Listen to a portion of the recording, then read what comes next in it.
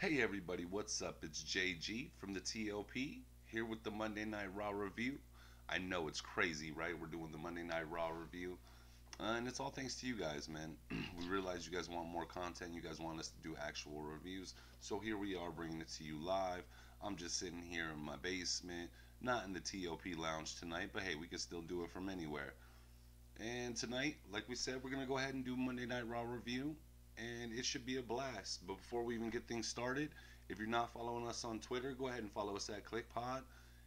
If you're not following me, go ahead and follow me at JG from TOP. Follow us, friends us on Facebook, like us, like this video, subscribe. I mean, we're just here for the fans. So the more we're here, the more you help. And while we're on this, let me go ahead and give a big shout out. Big shout out to all the fans who viewed Mean Dean's video from last night, the Money in the Bank post fight. It was beautiful. I thought he had it spot on. I mean, I had no complaints whatsoever. And if I did, you know that I'd bring him up in another special time, but I really don't on this one. I mean, I really didn't think it was all that great. It had some nice spots. Of course, I love Jinder. It was cool seeing him win. I just thought it was really weird. Um, Outside of that, though, let's go ahead and get into this Monday Night Raw review. So, first thing, I'll go ahead and tell you overall, I really did not enjoy the show that much. I actually thought it sucked. So, there were a few points when I thought the show was pretty good. It had some nice things going on, but for the most part, overall, for me, I mean, it was really sloppily done. So, the show goes ahead and opens off with Roman Reigns coming down to the ring. Roman Reigns goes ahead and talks about being unbeatable and goes ahead and starts listing everybody off from his little brother Seth Rollins to, of course, the man he took out of Mania, which is a bummer, The Undertaker. Hey, once again, thank you, Taker, for everything you've done. Can't wait till my bio this week. Coming out with the Taker. Patreon fans, go ahead and give that a check out. Promise you, it'll definitely be worth it. We're going to go ahead and review his whole entire career. It's going to be exciting, fun. Man, you probably learned some things you never even knew before. But let's go ahead and get back to this. So while he's doing this, the crowd starts giving a little mini chant of overrated. And then, lo and behold, he starts talking about Samoa Joe. But he doesn't mention Samoa Joe. He just says originally that he wants the winner of Brock or, that guy Joe.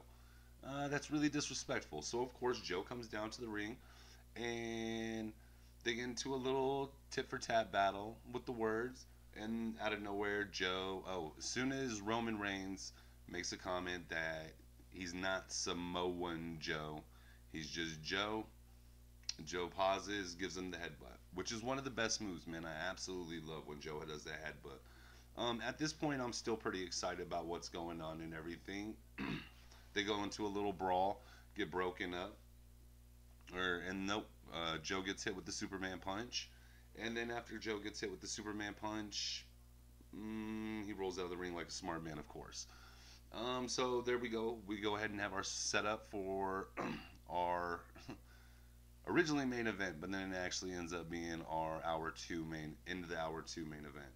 So after this point, I mean, I'm entertained, man. Anything with Samoa Joe, I'm really entertained. I thought Roman was pretty good out there. This part, I really have no gripes about. I'm not going to say it's the greatest thing, but I have no gripes. And this is where the show starts to get sloppy crazily enough. So next we have Anderson and Gallows versus the Hardys. Man, you were just getting no crowd reaction whatsoever when the Hardys came out and Anderson and Gallows came out. I mean, there was just no crowd reaction. The crowd's really dead. I mean, I really did notice that.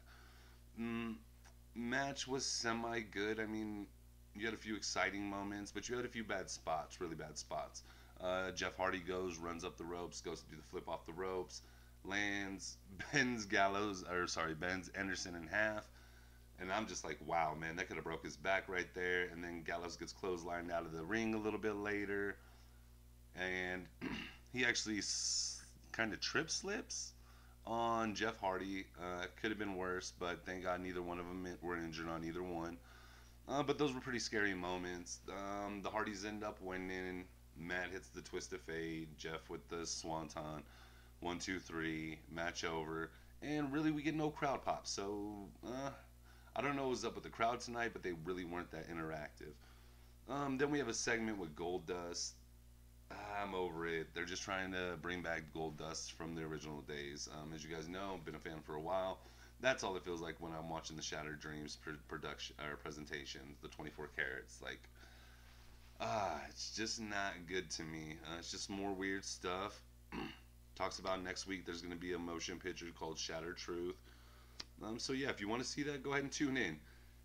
Um, Man, right now in the show, I'm actually getting pretty bored. Then we got Elias Sampson. That was pretty cool. He started telling a story about when he was 15. Dad gave him a guitar, told him he could rule the world with it. And then actually, Finn Balor's music just pops in the middle of Elias Sampson tuning up his guitar, and it's hilarious. He's telling the crowd that he can wait. They can wait. So they go ahead and do this. Finn Balor comes out. Elias actually just walks away from the ring, and then down comes Bo Dallas. I actually liked how Bo Dallas started out in this match, man. This aggressive streak, when you see it come out of Bo Dallas, it's really entertaining. Um, I don't know. I think if you just played something along those lines, you can get a lot further with his character. What I really think you should do is keep doing this aggressive streak, but somehow run it back to with Bray, since Bray's on Monday Night Raw, and just tell him, hey, the lost brother has finally been found, or something along those lines. You know, and make his character a lot more interesting. Give the Bo Dallas more support. But back to the match, anyways. So originally, Bo Dallas is literally just beating the shit out of Finn Balor inside, outside the ring. It was entertaining, and then of course Finn turns the tables, beats the shit out of Bo, takes him outside, starts throwing him against the security railing. It was entertaining, gets him inside, goes ahead and let's see, what did he do?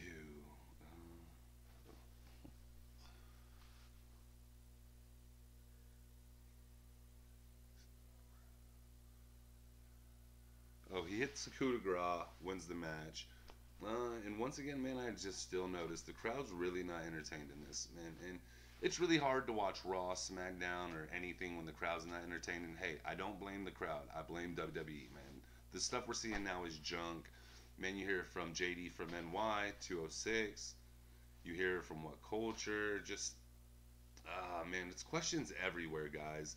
And are we ever going to get this resurrected? So we go ahead and move on from here. And Corey Graves actually leads the commentators booth next. Doesn't really say anything. Then we get the WWE 2K18 trailer, which was actually really pretty cool, man. Seth Rollins coming in on a motorcycle, destroying all this memorabilia from the olden days.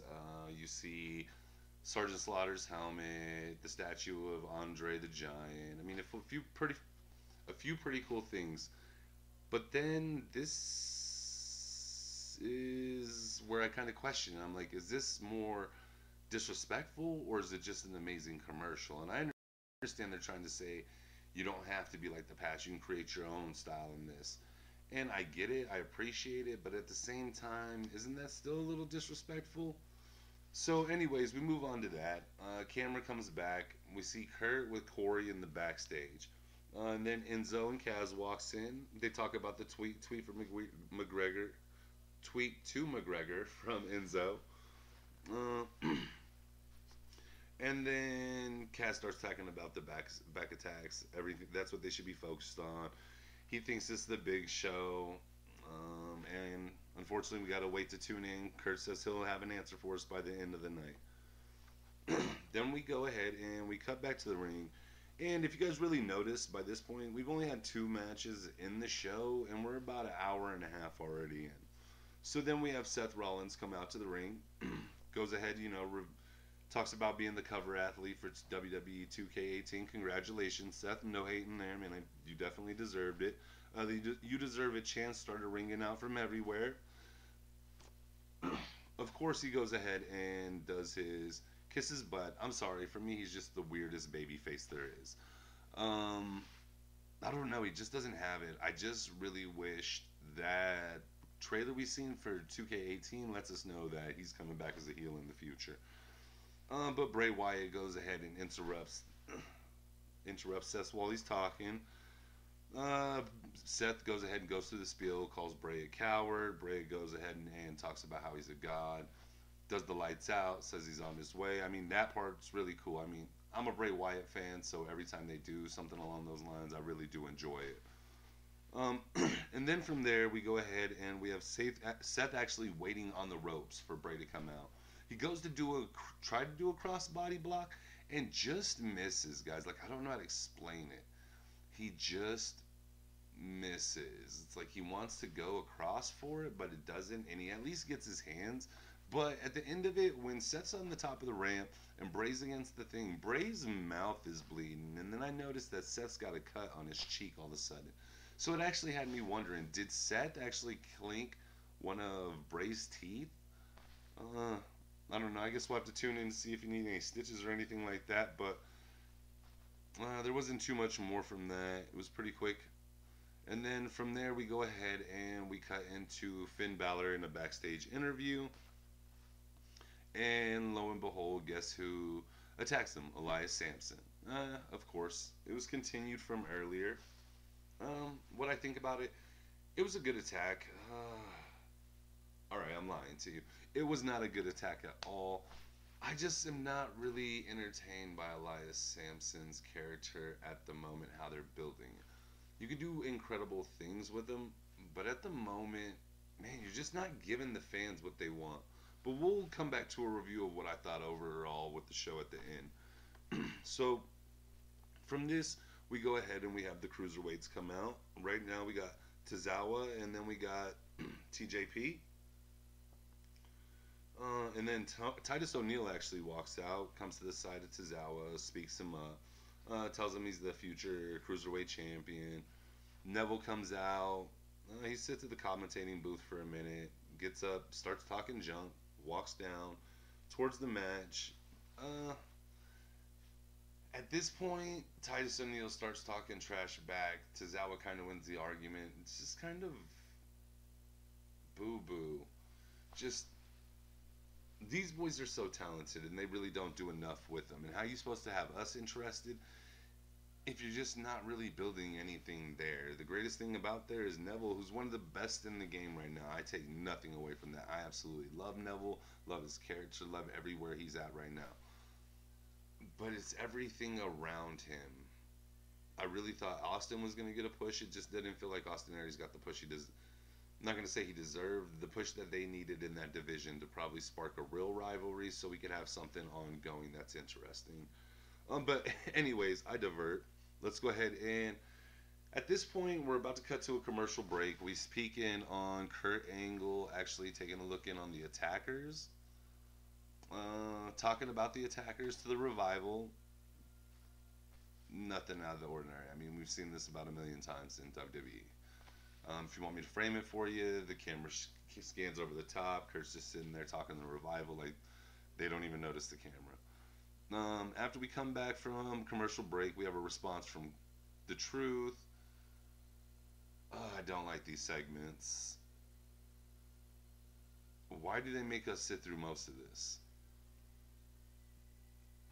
You have this amazing, amazing talent, and it just seems like you bury them with nonsense, whether it's their character, their storylines, whatever it may be. It is just, I don't know, you got to do something different. And for some reason he mentions Batman in there. Just, what? Okay. So we move on from there. We have another backstage interview with Samoa Joe. Man, I absolutely love listening to Samoa Joe on the mic. That man is absolutely amazing. Been loving him since his TNA days. I don't think his mic work was as solid, but you could definitely tell the massive improvement from his mic skills. I'm not saying he didn't have much there. He had a lot of mic skills. It's just, wow, man. Right now he's really on fire, and I really like the way they're building this character so that the world can see he is not only a respectable opponent for Brock Lesnar, but he can beat Brock. Joe's gonna kill you. It's that simple. Joe's gonna kill you. And during this cutscene, we actually get a little flashback about Samoa Joe beating Roman Reigns in Samoa Joe's debut. Pretty cool little cut sequence. And then next we have the actual Joe versus Reigns match. Um, I really did enjoy this match. I thought it started out a little slow. Definitely built towards the end. I'm not gonna say it had the New Japan feel at the end, but it was pretty entertaining. I mean, for a minute, we had Joe powering out of the Superman with the kick up, and then he blocks the spear. You, Joe hits the Uranagi. Roman Roman kicks out. Joe hits the Uranagi. Roman kicks out. We have the spear. Joe kicks out, man, and then all of a sudden you hear this ambulance backing up. I had already thought earlier in the show when him and Joe had their confrontation. I don't know, something was a little weird about it. I had felt later we'd probably see Braun Strowman. Definitely seeing it put at this point. Um, I'm not gonna say it threw me off or it caught me off surprise. As soon as I heard the ambulance, I knew it was gonna be Braun. I liked the way it was presented. Joe got the dub. We went ahead and Joe had a beautiful coquina clutch. I mean, that thing's a deadly move, is it not, guys? And just think, man, in real life, that's gonna choke you out as well. So I definitely would not mess with Joe. Joe will literally kill you. But man, he puts it on because Roman's distracted, obviously. Braun comes out to the ring, slams Roman, slams Roman down. I mean, that was pretty interesting, and then tells him, man, if he's up for the challenge, they're gonna have an ambulance match. That's pretty cool, but is it a little too late, guys? I know it just happened now. He's coming off injury, and this could look good. But is this gonna be his first match back? Are we gonna get some work before then? Get him back on point. I mean, Braun was really on a roll before he left, with all the rumors, with him supposedly gonna meet Lesnar, be a compatible force for Lesnar. We could have seen some big things. So now he's kind of starting from scratch, not at the bottom, but he's starting with where he left off. So we'll go ahead and see if he finally gets Roman out of here, shuts Roman mouth. You know how I feel about that. Anybody who's against Roman, you're a friend in my book. So after this, we have Ms. TV, special guest Maurice. When we cut on the stage, we got Miz standing in the stage, two live teddy bears standing on either side, and a big red present box. Cut back to earlier in the show, there was a point where the Miz had approached Bo Dallas and Curtis Axel, told them they should just join and be a part of his entourage.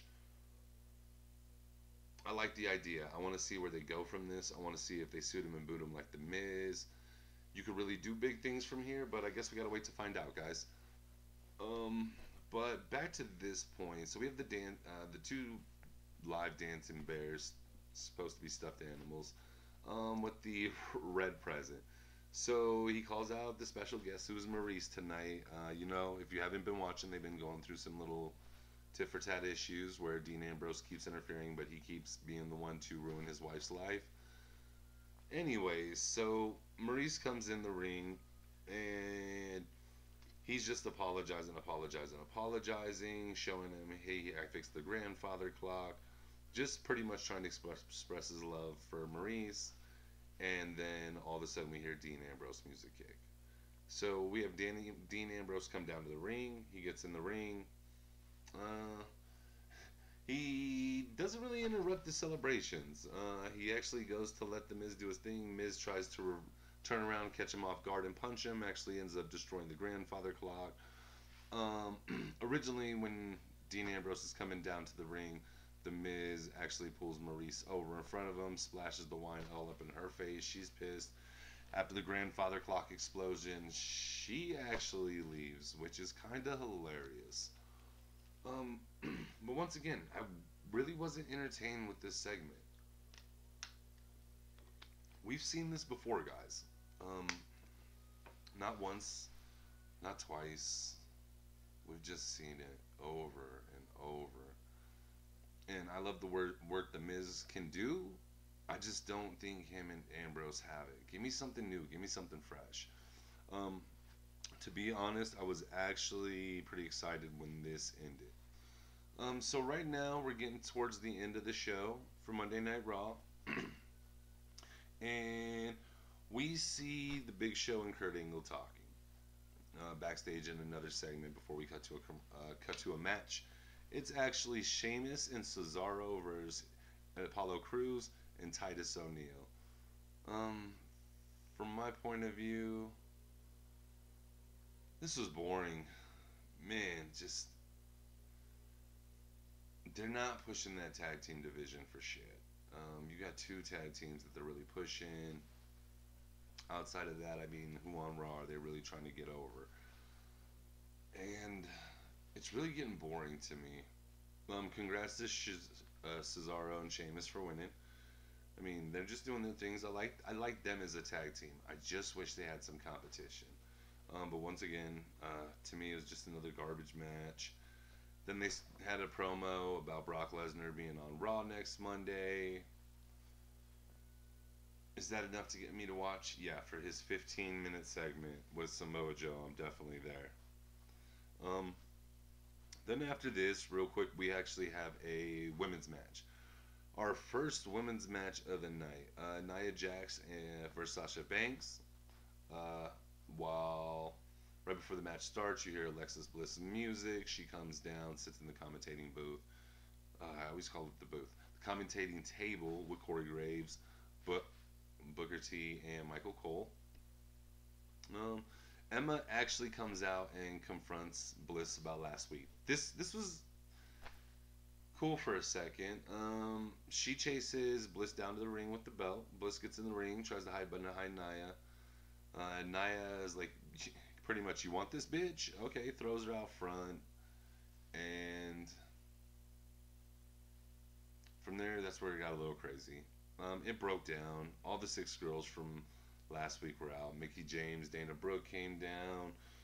Lo and behold, man, there were some sloppy segments in here, man. There were a couple moves I had seen with the ladies. And this isn't against the ladies. It's just against wrestling now. It just feels like lately we're watching a lot of sloppy wrestling. And then Bayley runs down, saves the day. I mean, Bayley doesn't interest me at this point right now. What I want to see is I want to see Bayley doing something she's never done before. Whatever they may be. Um, Actually, I just want to see a badass Bayley who just kicks everybody's asses like this. Forget being a hugger. She's the complete opposite. And almost at this time, we're almost at the show's wrap. Cuts back. We go ahead and go to the ring, guys. And in the ring, we got Enzo and Cass. I'm sorry. We got Kurt coming down, and he tells Enzo and Cass, or that he's going to get to the bottom of Enzo and Cass. Won't let Raw devolve. It's already devolved. What else going to devolve into? And then Enzo and Cass come down, of course. Kurt starts talking about he's talking to the suspects. And as you guys know, I listen to a lot of JD from NY. I read a lot of rumor sheets, things of that nature. So I've kind of known for a minute it was going to be Cass. I mean, it's kind of blatant and obvious. I'm pretty sure we've seen this gimmick before, just done much better. But this was weird because he calls out the Big Show and the Revival, and he eliminates them both. Big Show's like, if you're going to question me for this, Kurt, after everything we've been through, then we're just not really friends, and maybe I'm no good for your company, yada, yada, yada. The Revival had, Kurt said the Revival had a solid alibi from staff, everybody else. So Kurt's about to say to these guys, hey, guys, I promise you I will get to the bottom of this. Before he can finish, Corey Graves cuts in and starts explaining to Kurt that he could be of some help from this. Starts explaining about how Kaz last week, he was injured, couldn't compete, or she wasn't medically cleared to compete in the match, and then all of a sudden he did. Well, lo and behold, he busts out the security footage, and it shows Cass setting himself up looking like he got knocked out last week. At this point, Big Cass, or Corey Graves, lets him know, hey, is there something you want to tell him? And Big Cass goes ahead and tells him that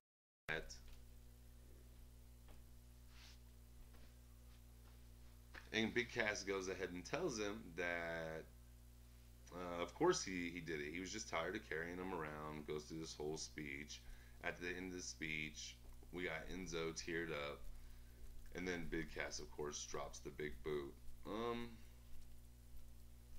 I'm glad they finally revealed it. We're finally done with it. To be honest, I was done with it 2 weeks ago. Um, Guys, my overall point for this week is Raw sucked. This is getting really old. I mean, it's week in, week out. If you want to tell me it was better than last week's show, go ahead. I'll give you that. Man, if last week's show was a 0, this was a 1 or a 2.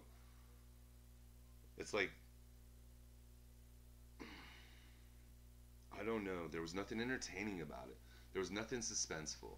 There was nothing making me excited to see next week's Raw other than the Joe and Brock. I mean, they're doing Joe and Brock well, but what about everything else around there? What about the prestige behind the IC belt? There's none of that anymore. Tag team belts, it's kind of a joke. I'm over the Hardy Boys as a team. I'm ready for the deleted Hardys. And if not the deleted Hardys, let's have them both go on their own solo runs. Let me see Broken Matt. Let me see Extreme Jeff. I want to see champion versus champion, brother versus brother again. Let's get some crazy stuff going here, guys. Let's get creative. Let's all push the WWE creative to get creative again. It's like they forgot all about that word. It's just WCW simplicity. What we could take from this show, not much. Roman and Joe could have a nice little thing building up, but obviously Braun's back, so we're gonna see Braun versus Roman. I'm pretty excited from that. That could turn out good. That could turn out good, but I guess only time will tell on that one. Of course, Joe and Brock is gonna be amazing. Maybe the Elias Sampson and Finn Balor could be great. But outside of that, guys, I don't really know what we're looking forward to anymore on here. Um, we know we're gonna see something between Enzo and Kaz. Is anybody really interested? But hey, guys, I never want to leave this show on a positive note.